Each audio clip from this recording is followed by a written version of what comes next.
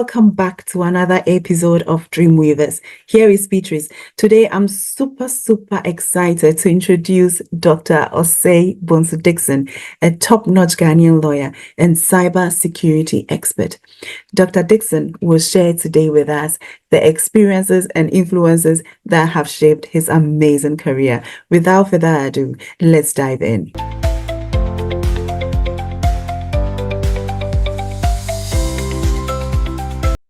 Dr. Dickson, I welcome you once again to the Dreamweavers platform, where every journey starts with a dream. I would like us to start our conversation by exploring the early influences that shaped your life and your career journey. How was it like growing up for you?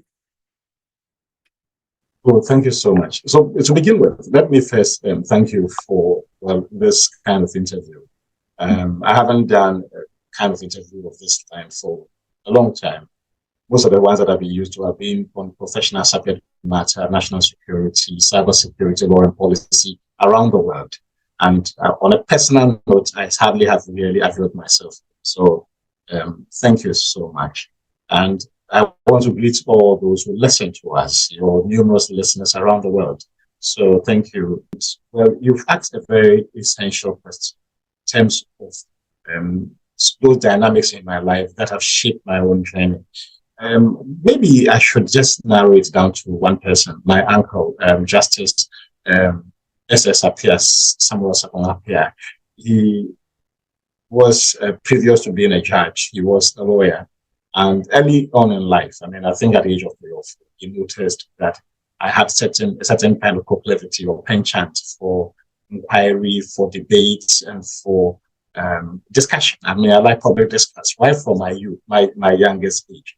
So he was a law student at the time, and he lived with my mom.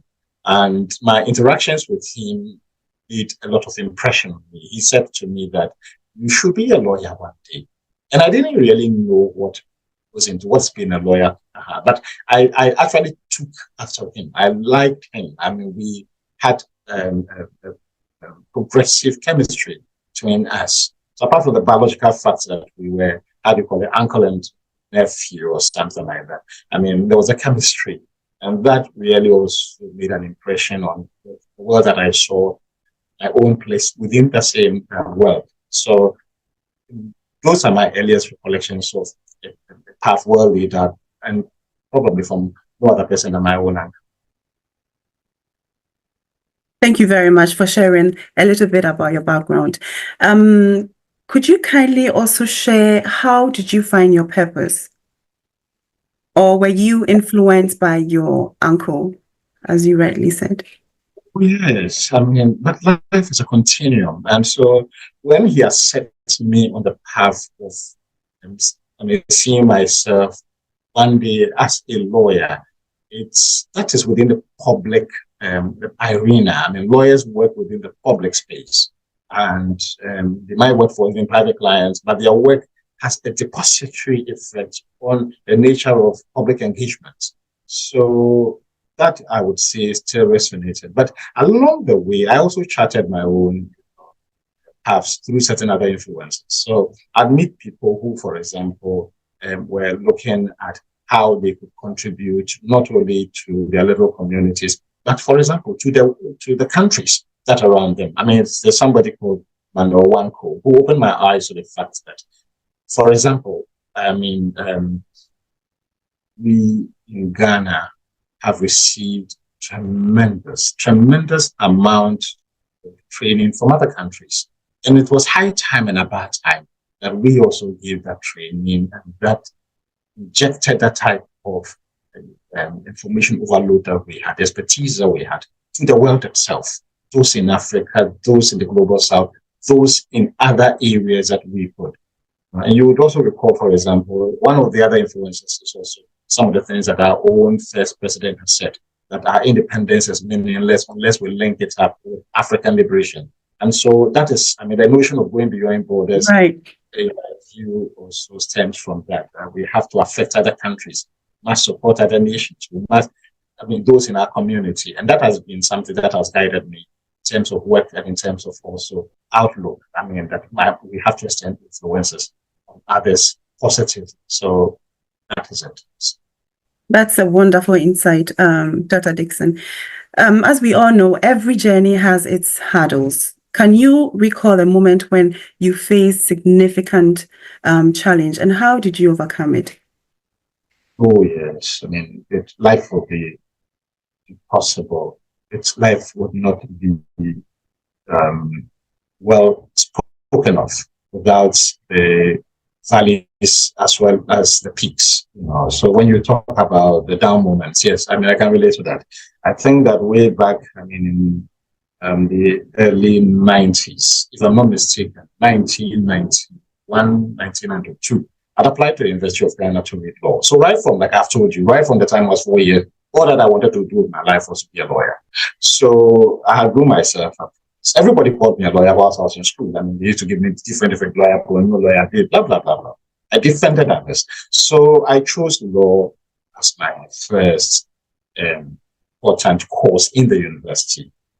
And I failed to make it. I didn't get admission because it broke my heart. It broke my dream. I felt really very bad. But I wept. I went to sit and I remember a very big tree around Commonwealth Ford, and I literally wept. I thought I had been a wreck, a failure, and I still recollect that with emotions, and so that is it. And the one person that I got back to was actually still my uncle. So I got back to my uncle, and then I told him that I had failed. I've not been chosen, and I felt so. So he encouraged me. I mean, that don't give up in life. If at one stretch you don't make your target, if you shoot your arrow and you don't still hit the eye, shoot again. And if you don't, shoot and shoot and shoot again until you don't let the door doesn't open simply at one knock. So sometimes you have to be persistent. So he encouraged me with these words. And I finished a 4-year program up to 1996. I was supposed to finish in 95, university in 95. I finished university in 95, but then there was a strike, so we went off to 96. And then when I finished, I went to do ACC. But I never loved it. I never wanted to be an accountant. And so in the middle of it, it takes you 3 levels to become a chartered accountant. I finished all the 2 levels. So I was an accountant. And for the 3rd level, then I heard an advert that the University of Ghana was doing a first degree program in law. Then I abandoned the accountancy. I didn't want to be in life an accountant. I applied. I went for the interview. I was successful this time. So I learned, I had my failures, but then out of the failure, I learned to have personal grit, that you can overcome your limitation. You can overcome your limitations in order to reach success.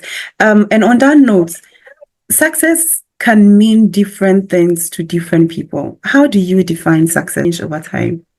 No, it hasn't. I mean, for me, success is simply achieving whatever you set out for yourself. So if you set out to be a palm white tapper, you've been successful at your dream. If you become the best palm white tapper in history, you will earn your place among the greatest. And so whatever thing that you choose, no profession is better than another. No journey is much important than another. No mission is more important than the mission that you choose for yourself. That has been my definition. Whatever you do with your life's work, do it to the best. Do it like nobody has ever done it. And in it, you will be the greatest. So your success will be derived out of the fact that you turn an area around and make yourself make yourself an ultimate mark in that particular area. You don't have to watch somebody else's dance. Be a good dancer. Follow your path. Dance your journey. Follow your grit, and you will achieve whatever is needed. Money will come, opportunity will. It's signs of the things that we set out to achieve.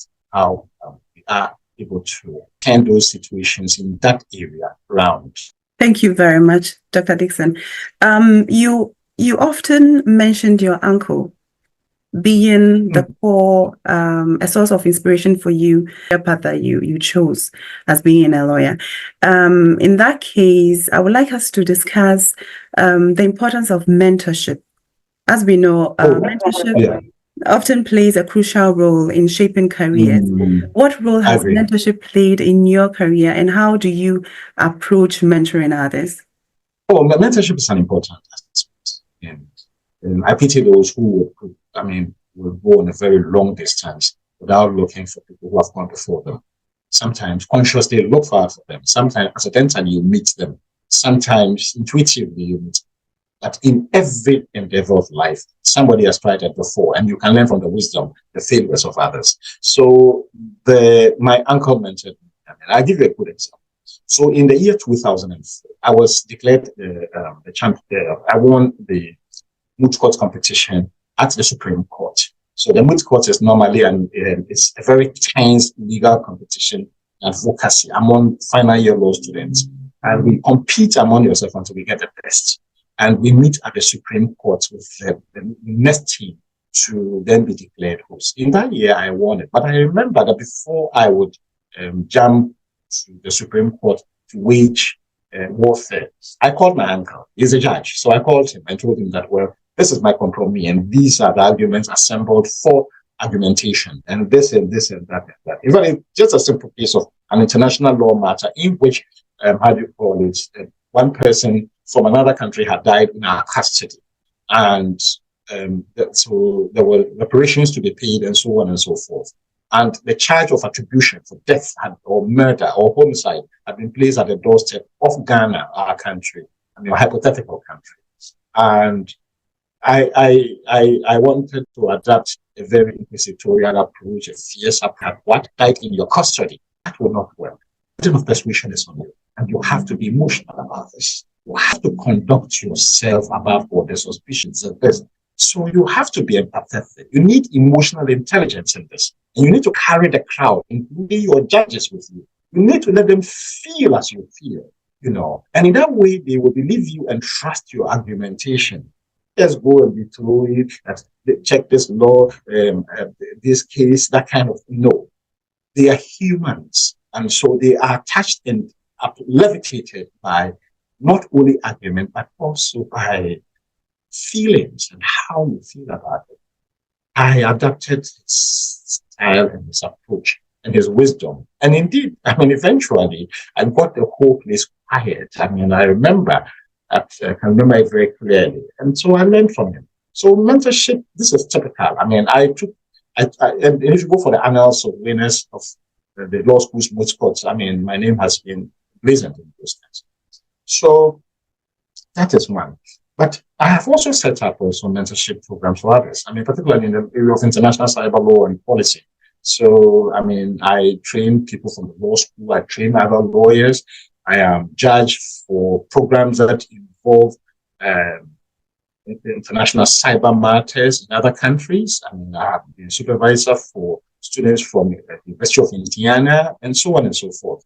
I run the largest cyber mentorship program that in Ghana. So it's important that we impact others, teach them some of the small shortcuts to things, and also the long cuts, deep learning that must be imbibed, as well as also the nuances of something that they don't know. And that my approach has always been maybe to help people, just help others to understand something much better. That's all. And they will begin to find their rhythm and the authority in the subject. Beautiful. And on that note, in helping people, Doctor, what are some core values that guide your decisions and actions, both professionally and personally? Personally and professionally, equity, fairness.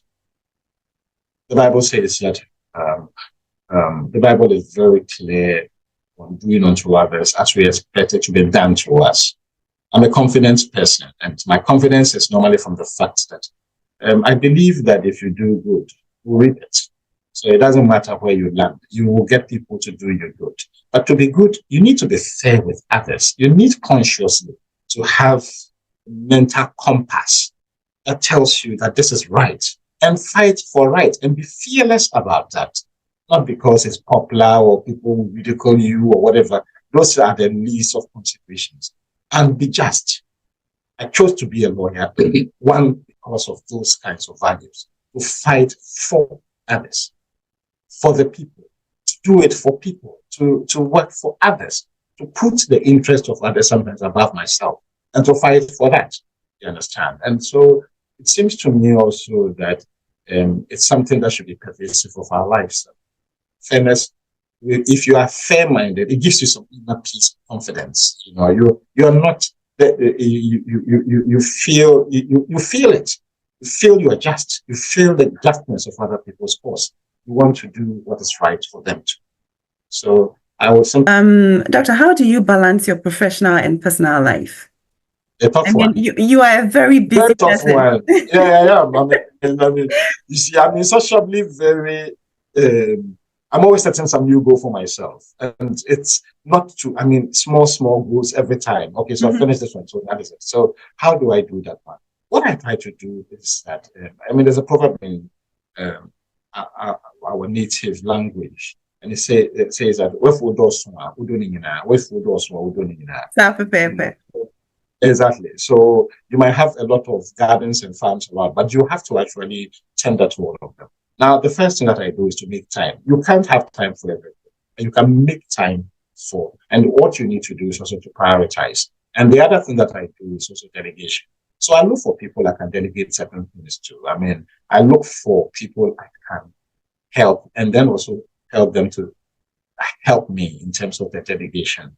And that's something that I do on a consistent basis. I've done it. I've been legal director, for example, as legal director for Espresso Telecom.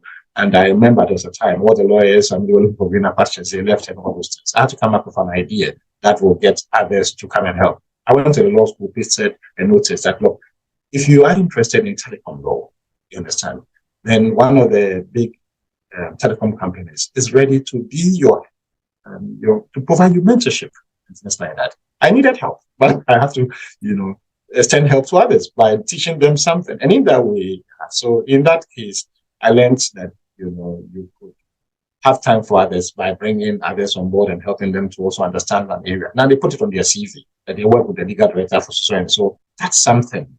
At the same time, to provide them with references and things like that in future if you do need it. But that also means that you can package or shelve some of your work to other people. So that I try to do that often my way. Thank you very much, Doc. How do you stay motivated? I stay motivated by just a simple P word, which is persistence. So I use persistence to motivate myself. I remember, in 2000 and early 2021 thereabout. So we organized, for example, one of the largest cyber incident response conferences in Africa. It's called CyberX Africa. And it wasn't easy organizing an international prosecutors, investigators in West Africa. Then in 2022, we repeated it by doing CyberX2. And it brought people from Australia, from the United States, from South Africa, Kenya, so many other countries to Ghana. It wasn't easy. But the difficulty that we went through, we had to overcome it by just being persistent. So if you're sending a letter that you want a result, when you wake up and you feel down, just do it. Like what Michael said, be persistent. Just do it. Continue. If you're looking for somebody to interview on a subject matter and you're not getting them, just do it. Continue. Just call. And the next day they say no, just call. And by the time you realize, you get a yes. Because like I told you, you don't get the door open by one single knock. Sometimes continue knocking until the door opens. So you do something until something happens. Keep your prayer until the change occurs. Don't give up. Don't say I couldn't. No, because achievers don't stop, and those who fail tend to normally stop. So the antithesis of this is that one of the lessons that we must learn out of it is that Jesus told the woman, or he told the crowd, that the woman persisted on the judge's door. Continue to persist. So whatever you do in life, if you're sick, continue to take that medicine. Continue to believe you will be well. You will be well. If you are doing something that you realize you were down, you are not getting to the top, continue to do it. Don't lose faith. The moment you lose faith, you have sidetracked. So continue to be on the path and keep believing. Don't get negative concept. Don't wonder, whether it will be successful. You will be successful because you believed. Because success belongs to those who believe in us. So that's something which beautiful. I keep. Yes. Thank you very much. Doc, what holds your life together? What keeps your life together? In a nutshell. In a nutshell. So a number of, I think about a variety of things. So one, my family. I have a wonderful family that provides me support. I have to commend my wife in many, many respects for kindness, wisdom, and the long suffering. My wife keeps the family and everybody together. Now I'm beholden to it. And then also my faith. So I'm somebody who is spiritual and religious. And the reason is also that I believe that we need spiritual energy for our physical work. And so we cannot divorce the fact that we are spirituality. We are physical, but we are also spirit. And therefore we have to hone both and not be sidetracked by anybody into believing that the world is just a little what we see as spirituality. And that also provides me with enormous energy. That energy is to be found when sometimes you are in your lowest moment. That the pleasures of life, the riches of life cannot provide you with happiness. You can't.